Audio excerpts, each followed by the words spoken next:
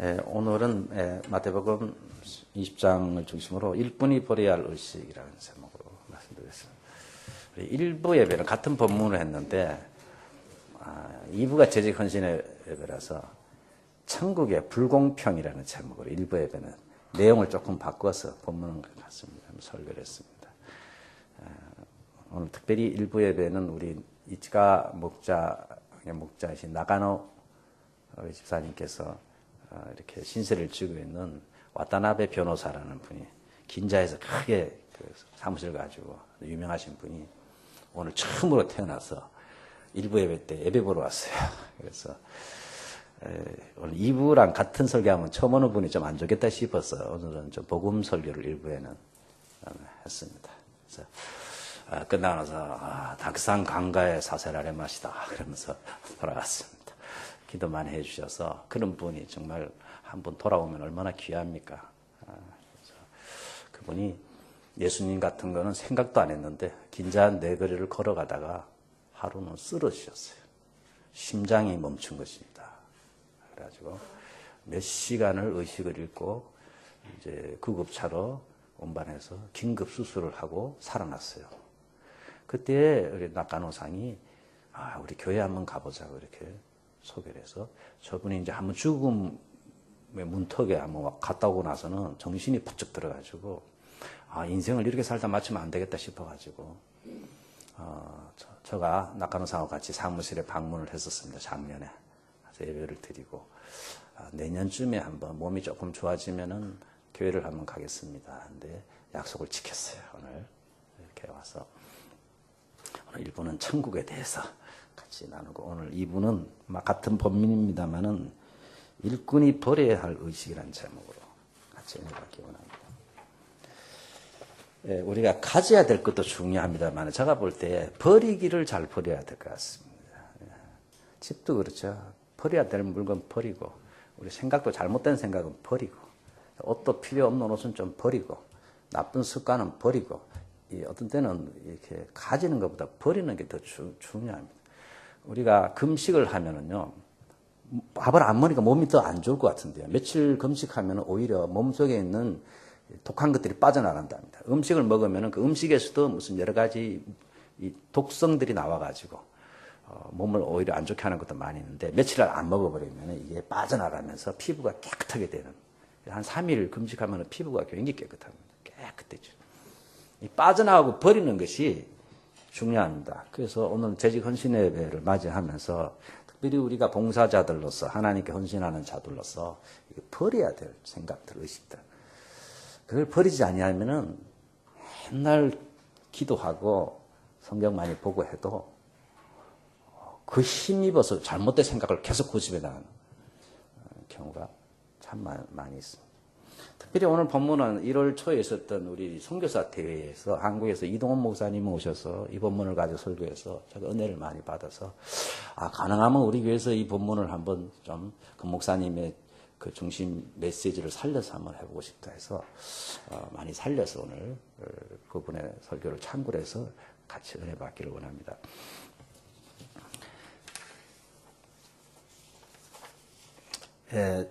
저희 교회 출신 중에 한 20년 전에 저희 교회를 다닙니다. 현정원 집사님이라고 있습니다. 생각나시는 분 있을지 모르겠는데 남편은 김경현 집사입니다. 김경현 집사고 부인은 현정원 집사라고 있었는데 오차너미즈 시절에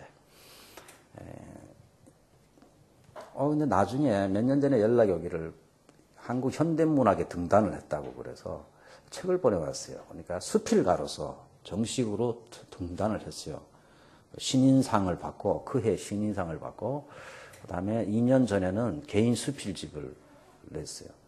그래서 그중에 수필 쭉 1년 중에 참 글을 잘 썼어요. 그분이. 여러분들 필요하면 제 방에 책이 있는데 우리 교 출신이고 하니까 근데 이분이 아주 그 글을 잘 썼어요. 근데 그 중에 오이와 포도라는 그러한 제목이 있는데 그걸 쭉 읽으면서 흥미로운 게 있어서 오늘 설교랑 관계가 되어서 좀 소개를 하고 이야기를 진행할까 하는데 그 오이와 포도라는 수필에 보면은 흰목 꼬리말이 원숭이 그럼 뭐예요? 원숭이가 있나 봐요. 원숭이 종류 중에 흰목꼬리. 번역하기가 어려울 것 같아요. 그냥 원숭이라는데. 흰목꼬리말이 원숭이. 이런 원숭이를 가지고 실험을 했습니다. 미국 에머리 대학에서.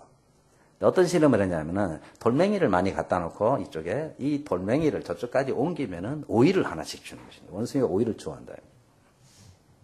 그러더니 이 원숭이들이 열심히 이제 나르는데, 물론 안 나르는 놈도 있지만은 대부분은 이제 오이를 받아 먹으려고 열심히 나르는 것입니다.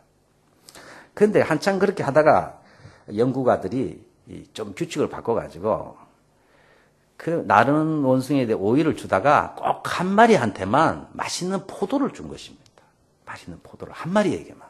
그랬더니 다음번에는 그 중에 약 40%의 원숭이가 돌멩이를 나르지 않는다는 것입니다. 왜냐하면 불만이 생겨가지고. 왜 오이를 안 주고 저놈만 맛있는 포도를 주고 이뻐하냐 이거지. 똑같이 날랐는데. 그래 40%가 그냥 안 날르다. 안 먹으면 안 먹었지 저런 꼴은 못 본다 이거지. 이 원숭이가 사람하고 비슷합니다, 여러분들.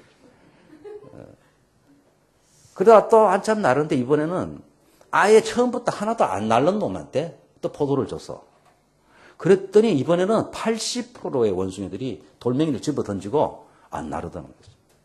저놈은 하나도 안 날랐는데 가만히 있는 놈한테 왜 포도를 주냐 이거지.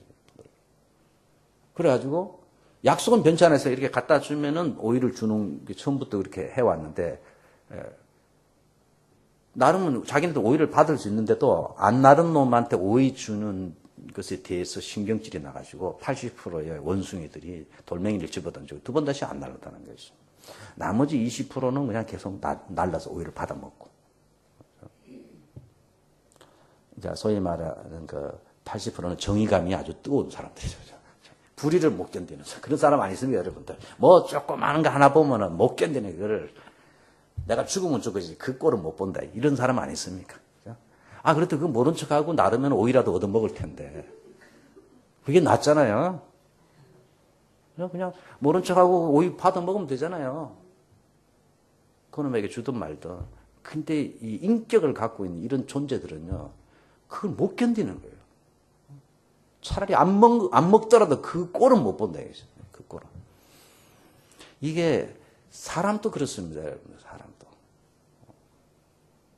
그런 의식을 가지고 우리가 살기 때문에 불만이 많고 불평이 많고 교회에서조차도 그런 의식들이 있기 때문에 봉사는 하는데 원망 불평 가운데 봉사를 하는 게 많습니다. 열심히 하면서도 내가 저 꼴은 못 본다.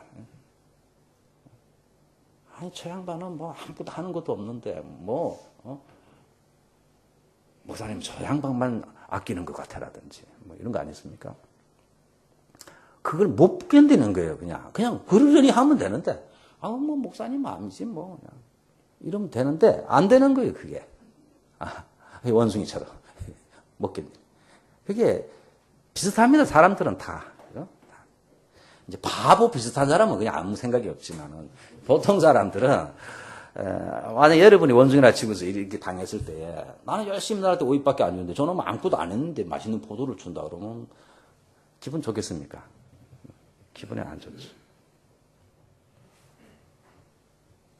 오늘 본문 성경 비슷합니다. 그죠? 이 비슷한 내용이 오늘 예수님께서 하신 그러한 내용입니다.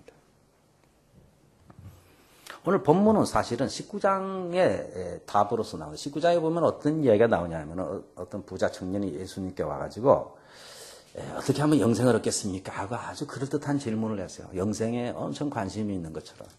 그래서 예수님께서 성경의 말씀 계명들을 잘 지켜라 그랬더니 그거는 제가 어릴 때부터 잘 지켰습니다. 하나도 빠짐없이 잘 지켰습니다. 도둑질도 안 했고 살인도 안 했고 여러 가지 계명들 어릴 때부터 철저히 지켰습니다. 그래.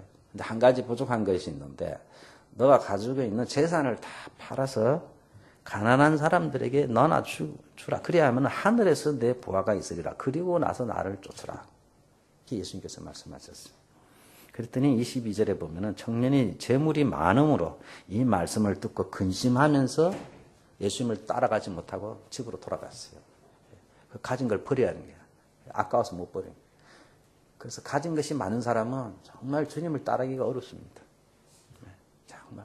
여러분, 가진 거 없는 거 감사해야 됩니다. 아까 말한 변호사도요, 긴자에서 쓰러지지 않았으면 절대로 교회 안 오서요. 그래서 쓰러진 것 때문에 제가 사무실에 가보니까요, 사무실이 뭐 이거 한 두세 배 엄청 넓어요. 긴자의 사거리 쪽에. 8층 한 층을 다 써. 그냥 그 사무실이 아니더라고. 그러니 뭐 부족한 게 있습니까? 이 초라한 교회에 뭐하러 오겠습니까, 그 사람이. 근데 탁 쓰러지고 나서는 심장이 멈춰가지고 한번 죽음의 고비를 왔다 갔다 하고 나서는 자기가 인생에 대해 새롭게 생각했다. 이렇게 아무 정리도 못하고 내가 갑자기 죽으면 어떡하나. 그래서 이제 항상 죽음을 염두에 두게 됐다. 그러니까 그날 또 가서 성경을 읽는데 겸손하게 들어요. 이 외국인 목사가 뭐 가서 하는데 그렇게 듣겠습니까, 그분이? 근데 오늘 또 여기서 겸손하게 사람이 권력이 있다든지 지식이 있다든지 학벌이 있다, 명예가 있다, 재산이 많다면 정말 주님 제대로 믿기 어렵습니다. 옛날이나 지금이나 그렇습니다. 그러니까 이 청년이 영생했지만 사실은 재산에, 재물에 더 관심이 있는 것입니다. 그래서 많은 사람은 그러면 예수 믿으면 다 재산을 다 처분해야 되느냐 오해하는 사람인데 그것이 아니고 예수님이 네가 정말 사랑하는 것이 하나님이 아니다는 것을 가르쳐 주기 위해서 그걸 가르쳐 주기 위해서 이렇게 막 그걸 딱 찔러 보니까 딱 안 되는 거예요, 역시. 그래서 근심하면서 들어갔습니다. 그러고 나서 예수님께서 하신 유명한 말씀, 부자는 천국에 들어가기가 굉장히 어려운데 그것은 낙타가 바늘귀로 들어가는 것보다 더 어렵다는 말씀을 이때 하신 것입니다. 낙타가 그 큰 낙타가 바늘구멍에 어떻게 들어가겠습니까? 못 들어간다는 것입니다. 그만큼 부자가 천국에 들어가는 것은 그만큼 어렵대요. 이건 아주 리얼하게 들으셔야 돼요. 실제로 그렇습니다. 돈이 많든 명예가 많든 무슨 권력이 많든 간에 사람의 마음이 부유해가지고요. 예수님을 필요로 하지 않아요. 그래서 마태복음 5장의 팔복 중에 첫 번째 복이 마음이 가난한 자는 심령이 가난한 자가 복이 있나니 천국이 저희 것이며 심령이 가난해야 되는데 심령이 부자인 거예요. 예수님을 필요로 하지 않는 거예요. 심령이 가난한 사람은 예수님 없이는 못 삽니다 하는 사람입니다. 근데 예수님 없이도 살아. 돈이 있으니까. 권력이 있으니까. 백이 있으니까. 이게 심령이 부유하다. 천국에 들어갈 수 없는 이라 예수님께서 말씀하셨습니다. 낙타가 바늘귀로 들어가는 것보다 더 어렵다고 했으니 얼마나 어렵습니까? 그랬더니 제자들이 걱정이 됐습니다. 그러면은 천국을 누가 들어갈 수 있습니까? 당연히 이런 질문이 나오겠죠. 천국이 그렇게 어려우면은 어떻게 천국에 들어갈 수 있겠습니까? 오늘 본문은 그에 대한 답이기도 합니다. 또 하나는 베드로가 있다가 베드로는 이 중요한 찬스에 잘난 척을 합니다. 톡 튀어나와가지고 우리는 저 부자 청년은 버리지 못하고 주님을 못 따랐는데 우리는 주님이 탁 부를 때 모든 것을 버리고 따랐습니다. 그러니 우리에게 무엇을 주시겠습니까? 이렇게 질문합니다. 베드로가. 27절에 보시면은 우리가 모든 것을 버리고 주를 쫓았사오니 그런즉 우리가 무엇을 얻으리이까? 이런 식으로 주님을 따르는 사람들이 많습니다. 우리가 주님을 위해서 이렇게 드렸으니까 그만한 대가를 우리에게 주셔야죠. 저희 동기 선교사 중에 필리핀의 황성권 선교사라고 있습니다. 대학도 같이 다녔고 직장도 같이 직장생활하다가 내가 신학교 간다니까 6개월 후에 사표 내고 같이 신학교 들어갔어요. 작년에 우리 한번 왔었죠. 부인이 또 가서 간증 따고 그랬는데 지난주에 연락이 왔는데 부인이 머릿속에 계란만한 종양이 생겨가지고 20년 이상 더 큰가 봐요. 그래가지고 지금 긴급 기급해가지고 우리 고신 의료원에서 내일 모레 수술을 받습니다. 예, 먼저 이게 악성인지 조사를 하고 긴급 수술을 받습니다.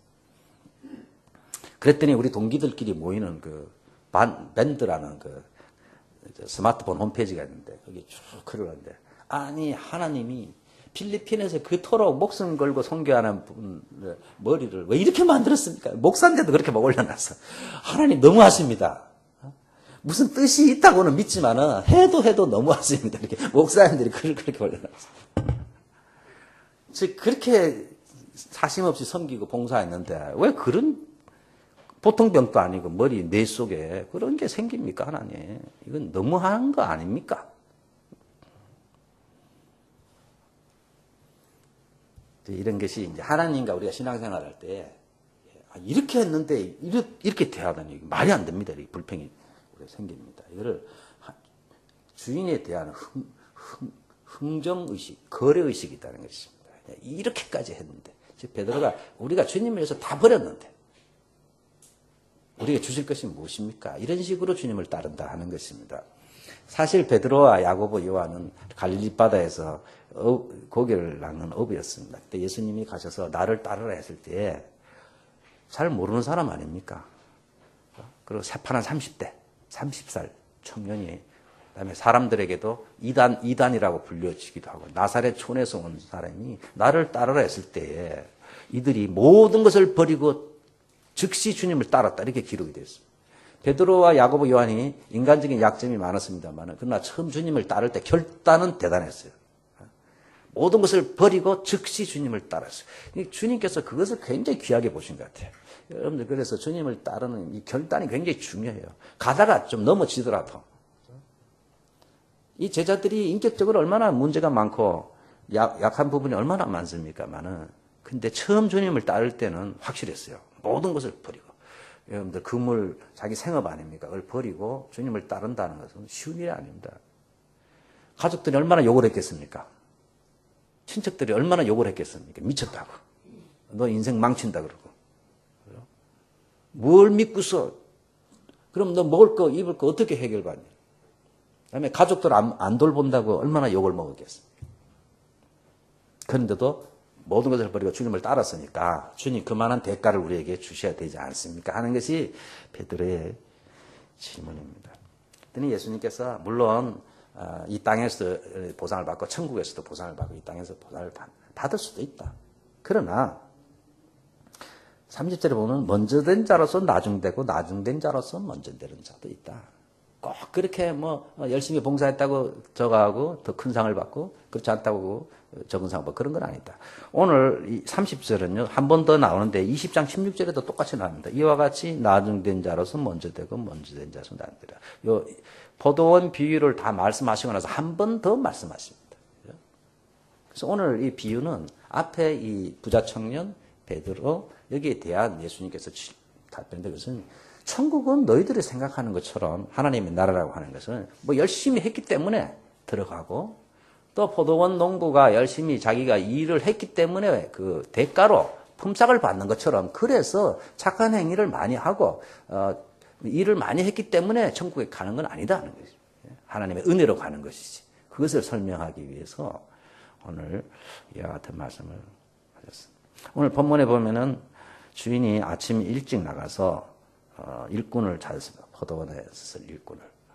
아마 제 생각에는 새벽 6시나 7시쯤 되었습니다.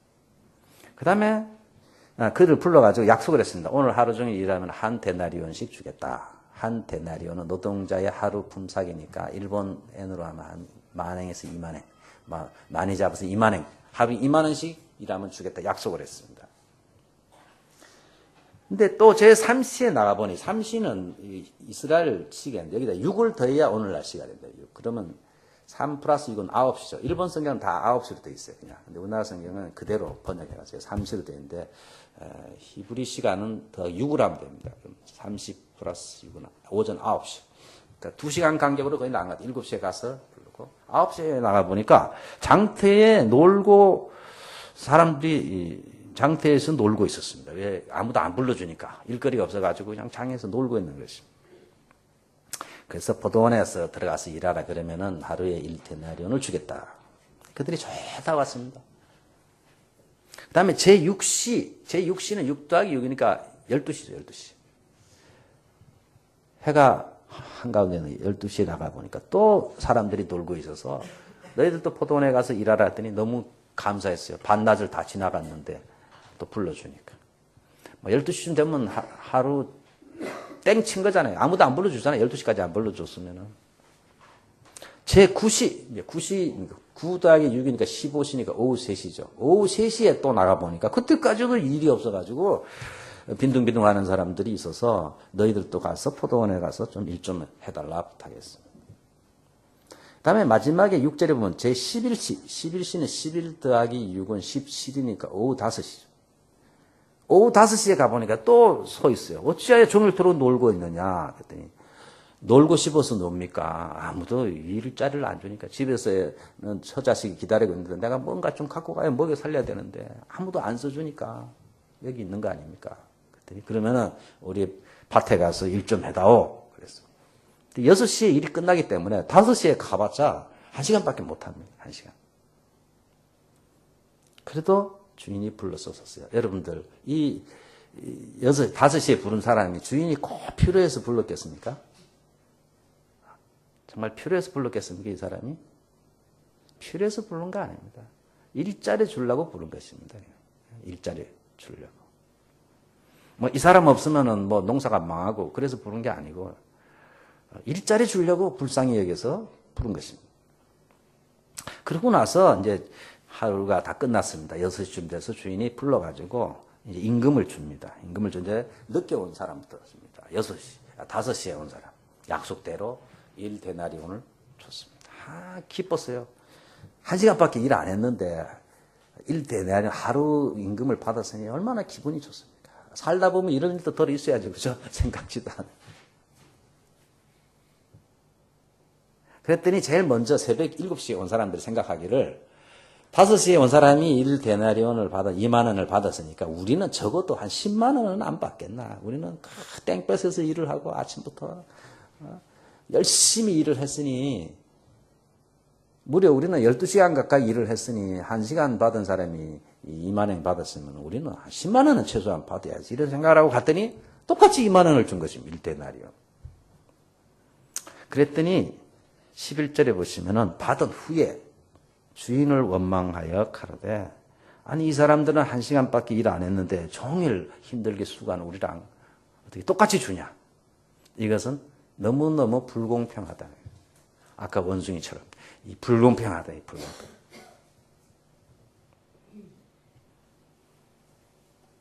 근데 사실은 이 사람들이 이런 말 할 자격이 없습니다. 원래 이 사람들도 주인이 안 불렀으면 일자리가 없었던 그런 사람인데 주인이 다 불쌍히 여기서 불러서 쓴 사람인 것입니다. 사실 이것을 성경에서는 은혜라는 것입니다. 은혜. 그렇죠? 에베소서 2장 8, 9절에 있는 대로 너희는 그 은혜에 의하여 믿음으로 말미암아 구원을 받았으니 하는 것처럼 이 주인의 은혜로 불러서 써준 사람들인데 이 주인이 불러줘서 고맙다 하는 생각이 없고 이 흥정의식이 있는 것입니다. 이렇게 일을 많이 했는데 이것밖에 안 주냐. 이런 의식이 있는 것입니다. 불공평하다. 불공평하다. 여러분들 우리는 공평한 것을 굉장히 원하는 것 같지만 사실은 사회가 불공평하게 하나님이 특별히 우리를 불공평하게 대해주시기 때문에 우리에게 희망이 있습니다. 솔직히 말해서. 예수님께서 말씀하시기를 마태복음 5장 21절 27절에 이하에 쭉 보시면 예수님께서 말씀을 너희들이 살인했다고 사람들에게 뭐라 그러는데 마음으로부터 사람을 미워하는 사람은 살인한 것 같다. 그러니 여러분들 뉴스를 보면서 살인한 사람들 보고 야 나쁜 놈이다. 그런데 여러분들은 예수님 말씀대로면요 하루에 여러 명 살인. 저도 어저께 여러 명 살인했어요.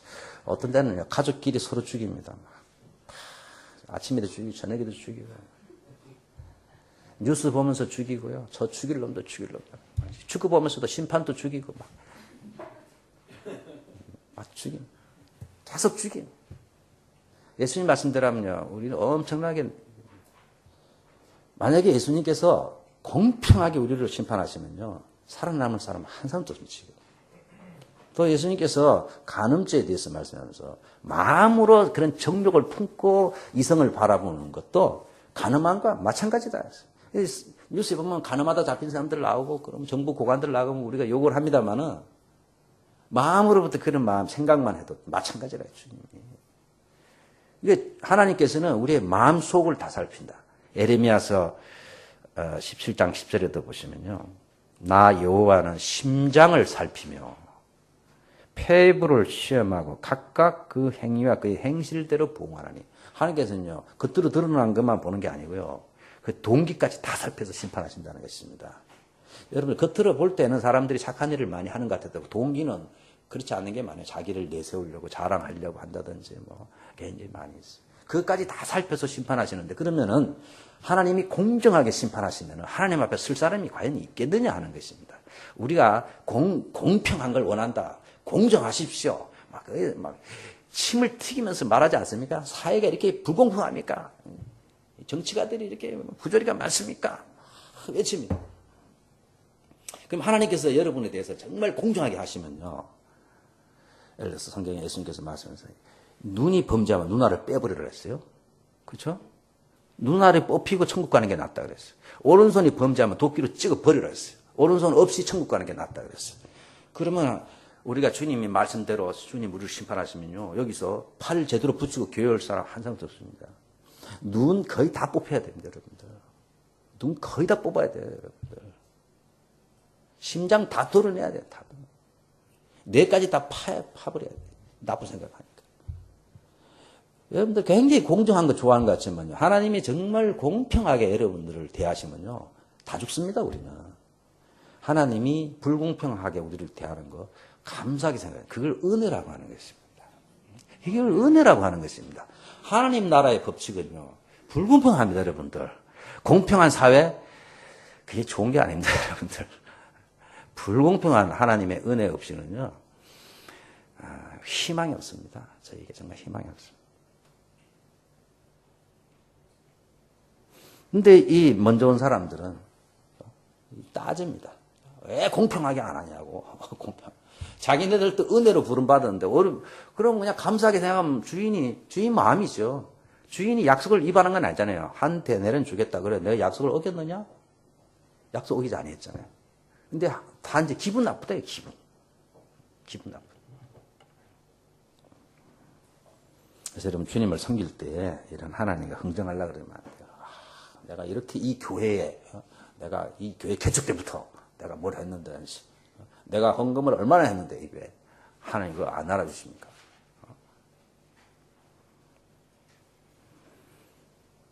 우리가 하나님의 은혜 의식이 사라지면요, 이렇게 자꾸 거래를 하게 돼요. 흥정 의식이 생겨나요, 자꾸. 그래서 주님을 섬길 때 제일 중요한 것은 은혜를 회복하는 것입니다, 여러분들.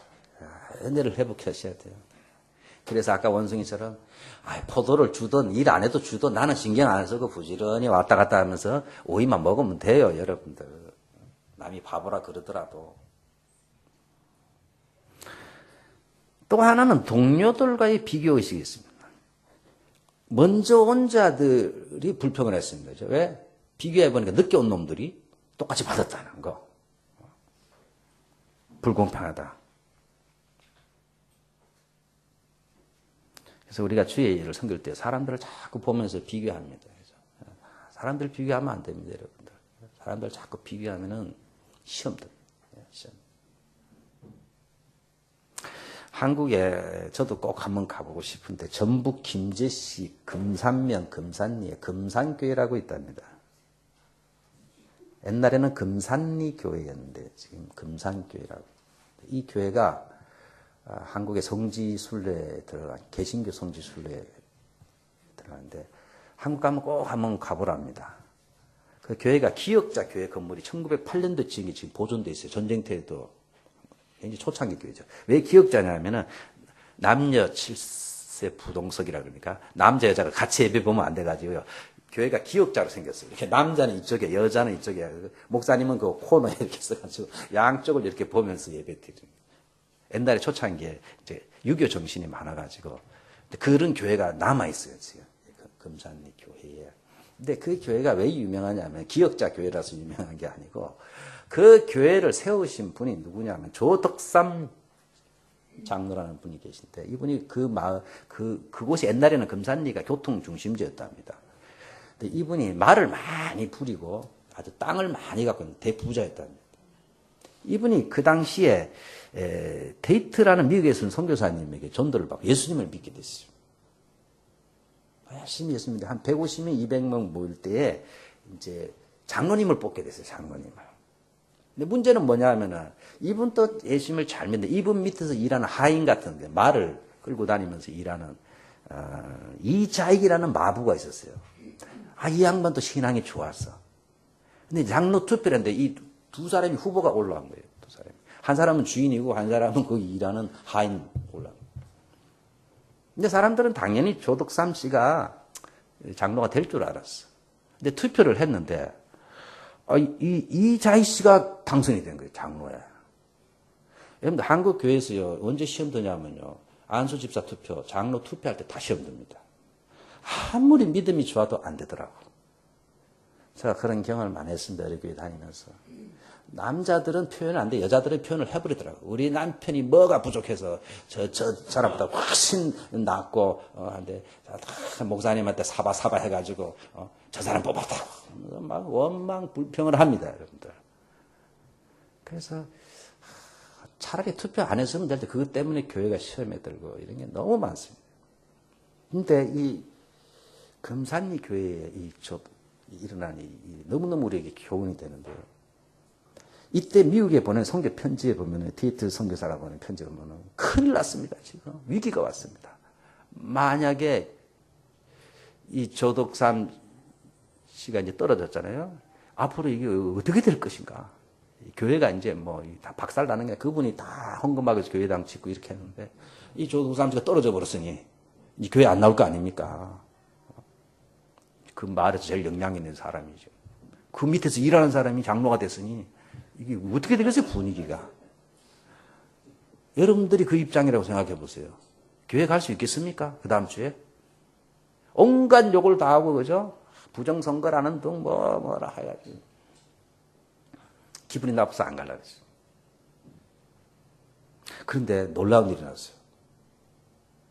이 조덕삼 장로가 교회 앞에 또 나가 투표가 끝난 후에 뭐라고 말했냐면, 이 모든 것은 다 하나님의 뜻입니다. 하나님의 뜻인 줄 제가 믿습니다.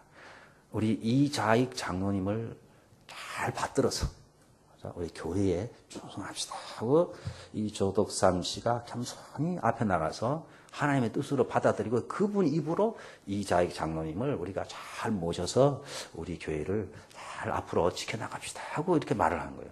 이 보통이 아니죠, 여러분들. 자기 하인인데 하인을 교회 장로로 삼는 거예요, 장로로. 그리고 2, 3년 후에 다시 투표를 해가지고 이 조덕삼 씨도 장로가 됐어. 같이 장로가 됐어. 근데 더 놀라운 것은 이 조덕삼 씨가 가만히 보니까 이 자익이 하인 출신입니다만 사람이 너무 믿음이 좋고 똑똑하고 정말 훌륭한 면이 있거든요. 그래서 이 조덕삼 장로가 뭐라고 부탁을 하냐면은 당신은 장로로 하기보다는 신학을 해서 앞으로 목사가 됐으면 좋겠다. 내가 모든 비용을 댈 테니까 당신은 꼭 신학을 해서 한국 교회에 섬겨야 된다. 해가지고 이 조덕삼 장로가 대줘가지고 이자익 씨가 목사가 된 거 신학교에 가서. 근데 더 놀라운 것은 졸업을 하고 나서 이 조덕삼 장로가 자기 교회 담임 목사로 청빙한 거예요. 이 하인을. 우리 교회에 담임으로 모십시다 해가지고 자기 하인을 담임 목사로 모셔가지고 잘 섬겼어요. 근데 또 재밌는 것은 이 조자익 씨는 전라도 사람이고, 조덕삼 씨는 전라도 사람이고, 이 마부인 이자익이는 경상도 사람이래.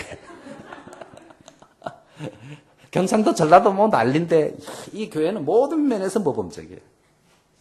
이 전라도 출신의 조덕삼 씨가 이 경상도에서 온 이 양반을 장로로 세우고 목사로 세워가지고 담임 목사로 이렇게 모신 거예요.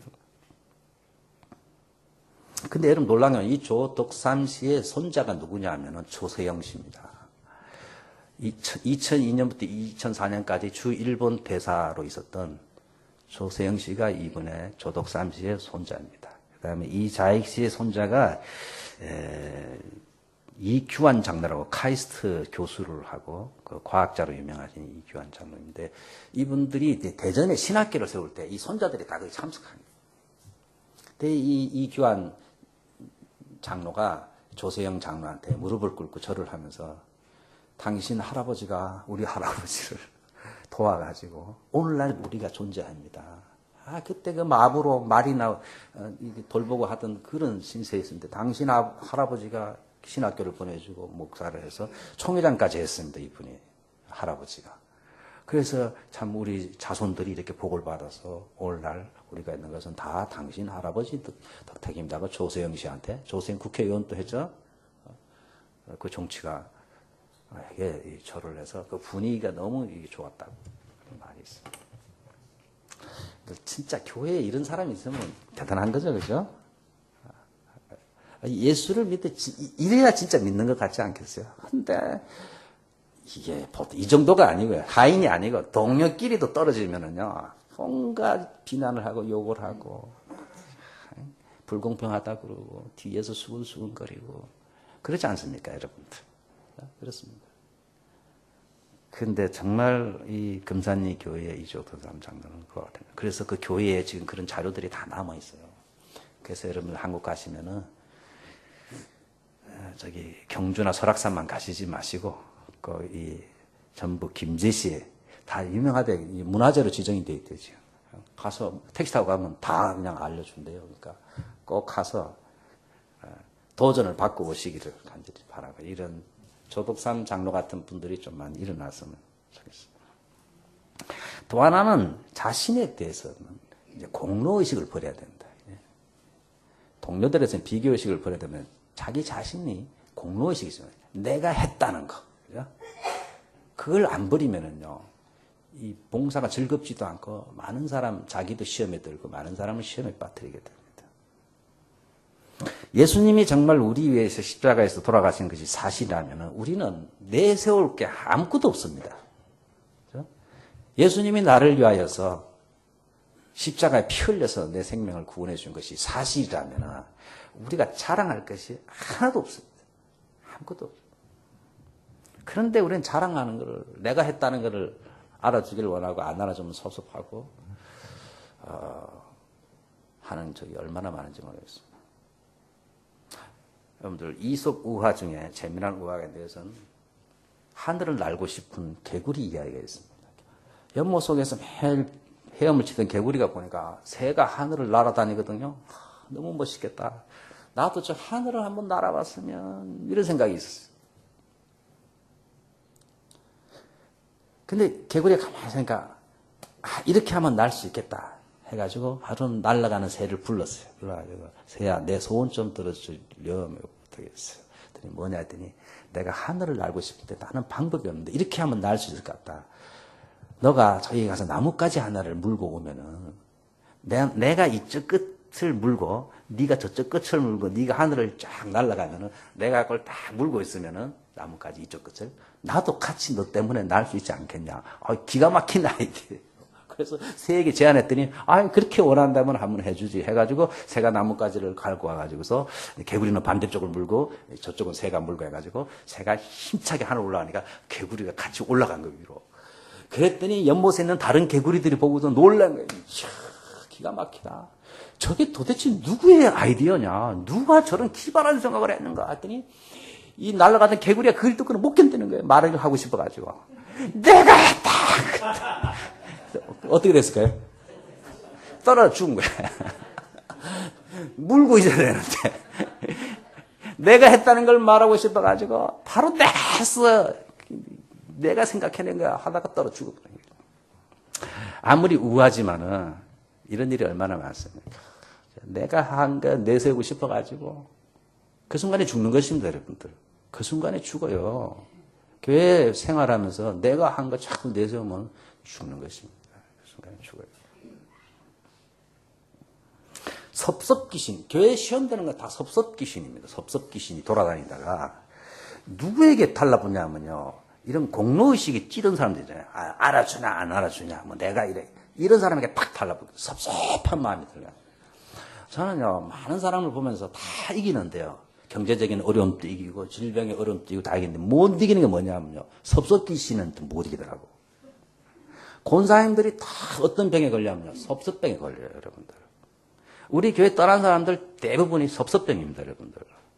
그만큼 무서운 거예요. 섭섭병이. 그 섭섭병이 왜 오느냐 하면요. 나를 안 알아준다는 거예요. 나를 안 알아준다.